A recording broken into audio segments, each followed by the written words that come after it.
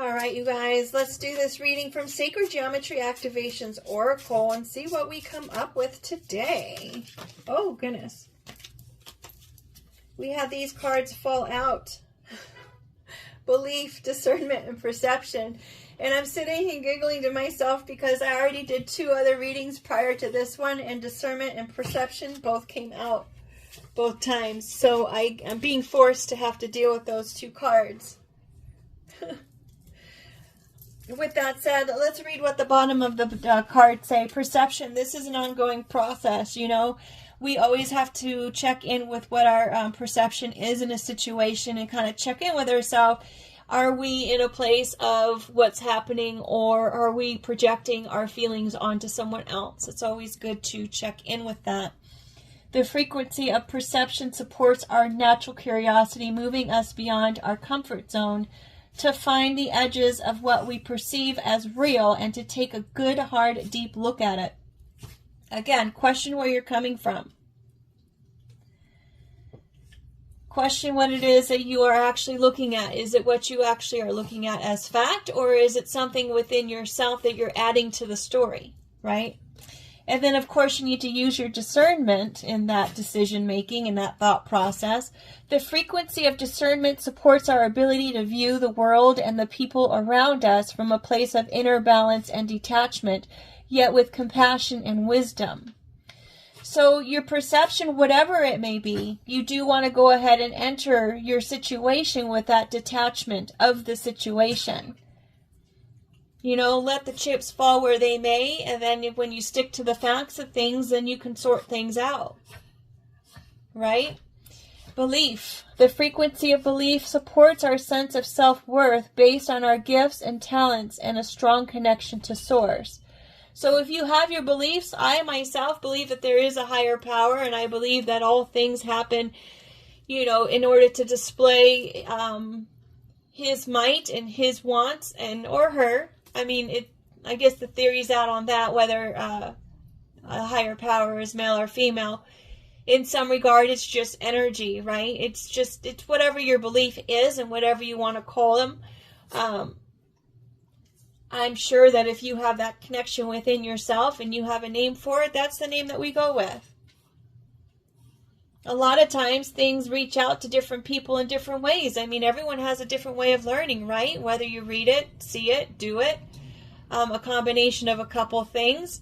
I mean, so the same is true. Whenever there is a belief in process, it's like, how are your beliefs? How are we going to get in contact with these people in order to educate them and have them connect to whatever source or title or word choice that they want to use for themselves? Whatever makes sense to you, it's your own language. Kind of like when there's symbolism in your everyday life. If you see butterflies and that means something to you, well, that means something to you, and it's going to mean something different to everybody. Again, that is your perception of what that belief is. Just like in dreams. Dreams have meaning behind them if you allow them to. They can tell you messages of things that maybe that you're missing throughout your day. They're not just stories that we look at night. I used to love my dreams because they were like little movies.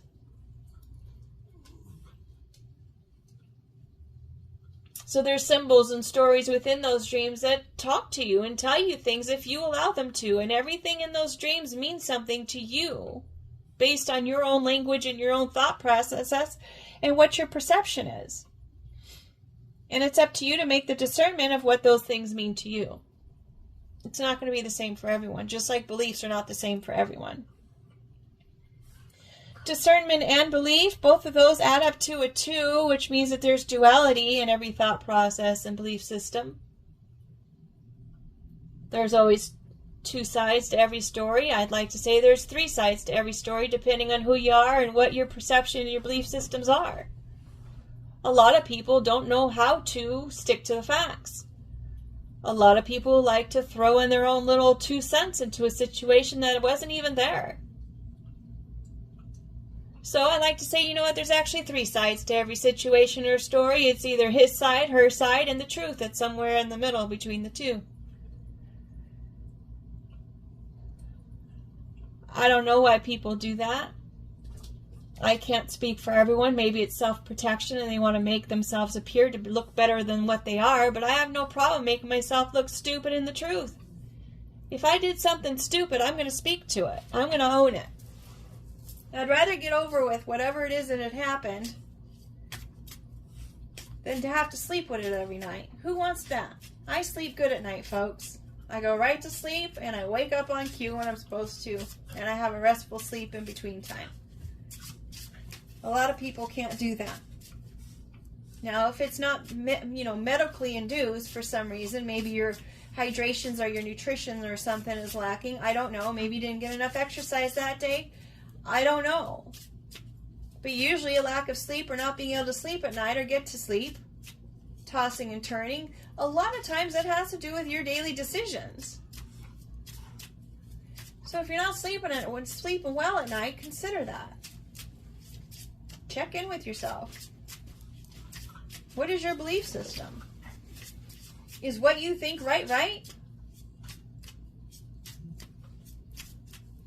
A lot of times people think what they're doing is right. There's people who have beliefs that they're doing the sacrifice for their community based on what they were told was right. So they truly believe in their heart that that's what's right, when it's not.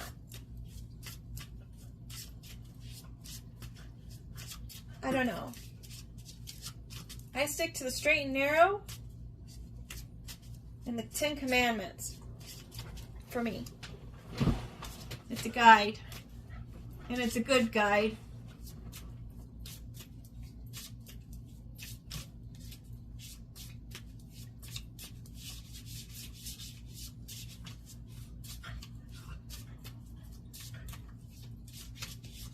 And based on the 10 Commandments, folks, in the biblical state, or any kind of religious literature that is out there, read the book yourself.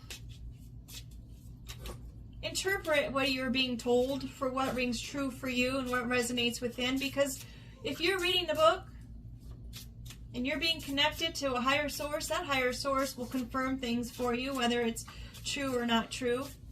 A lot of times another person's perception or description or narrative of what they're reading and the text that they're reading can be skewed by what it is that they want you to believe.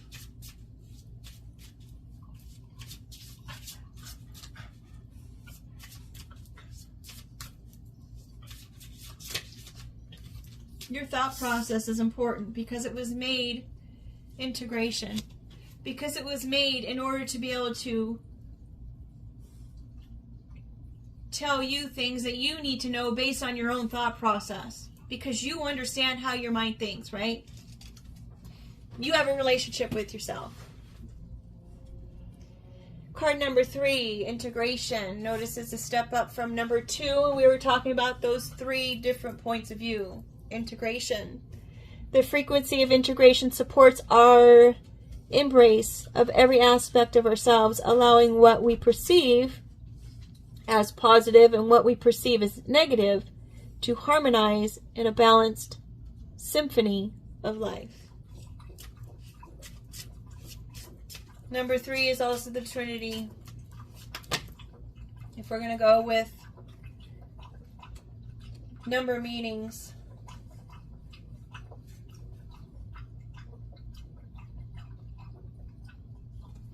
And then these cards all fell. I don't know if you heard them. But again, another card of 3, which is change.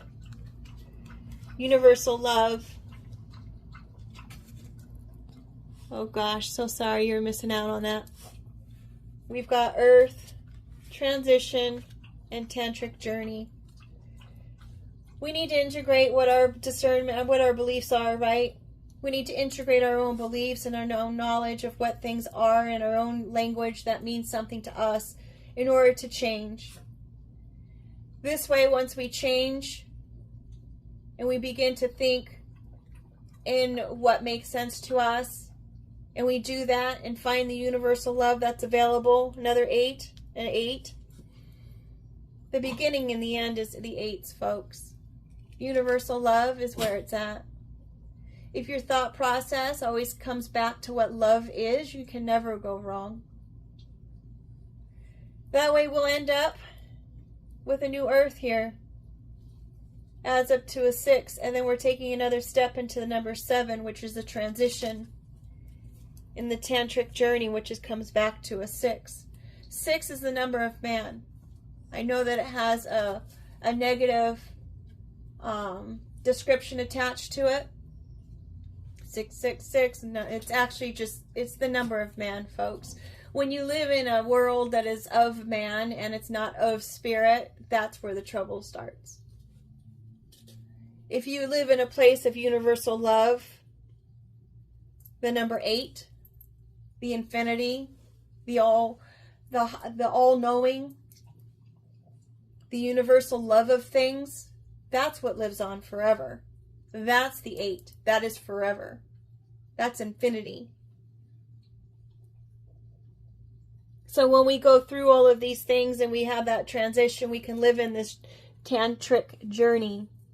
The frequency of tantric journey helps us to unlock the hidden knowledge and wisdom that we intrinsically hold about how to reach a state of wholeness and completion through our central experiences with ourselves and with another.